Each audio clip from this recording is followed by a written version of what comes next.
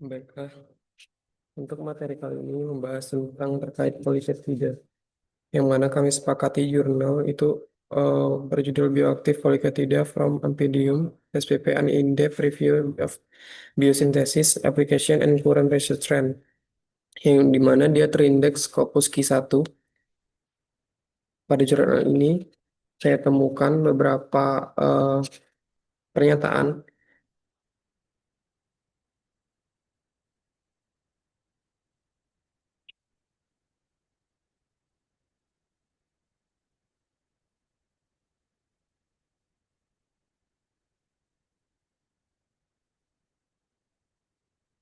Ah, jangan.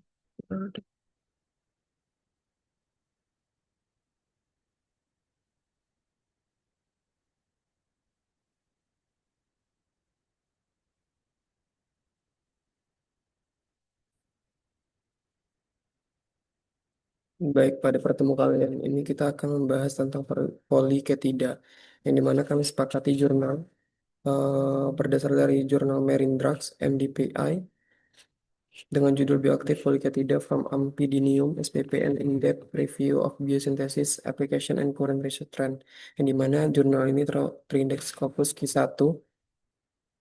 Pada jurnal ini kami temukan pernyataan.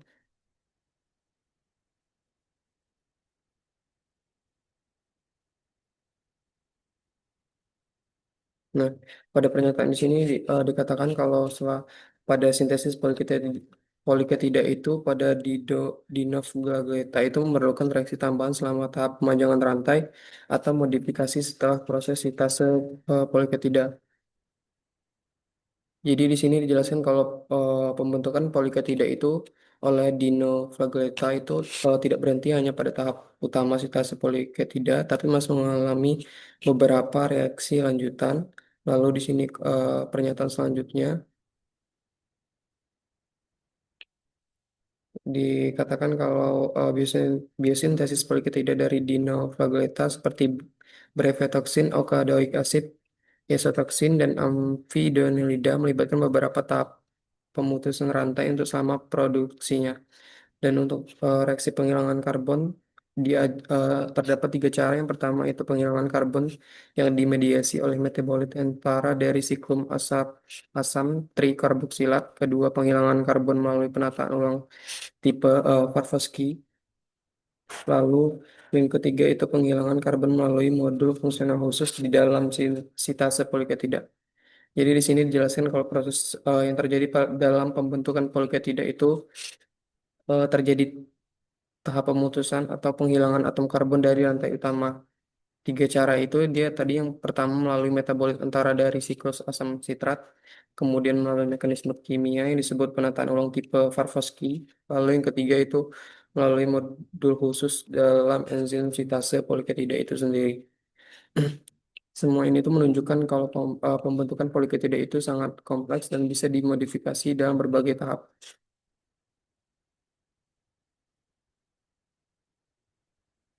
Maka dari itu, dari pernyataan-pernyataan pada jurnal ini terbentuklah pertanyaan bagaimana perubahan struktur kimia pada poliketida itu dapat memengaruhi aktivitas farmakologisnya.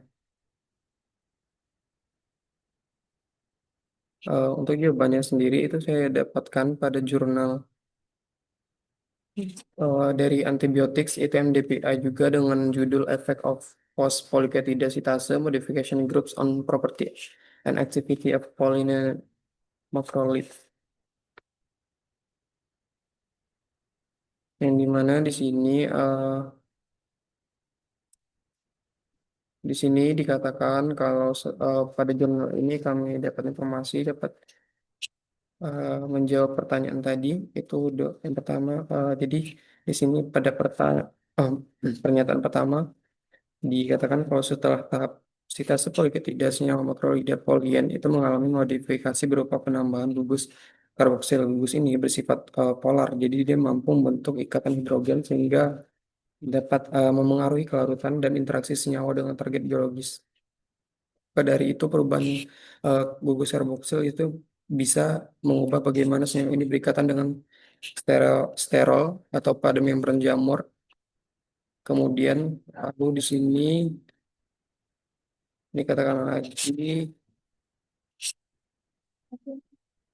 kalau pada penghilangan gugus karboksil yang bersifat asam dan polar serta penggantian dengan gugus metil yang bersifat hidrofobik, kemudian itu dapat menyebabkan aktivitas anti jamur sehingga dia meningkatkan hingga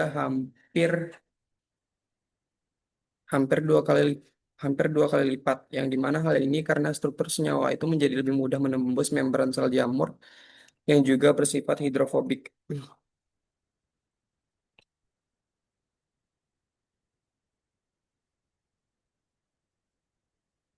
Lalu di sini dikatakan lagi kalau penghilangan gugus karboksil itu dapat membuat senyawa kurang polar sehingga interaksinya dengan kolesterol pada sel manusia itu lebih polar.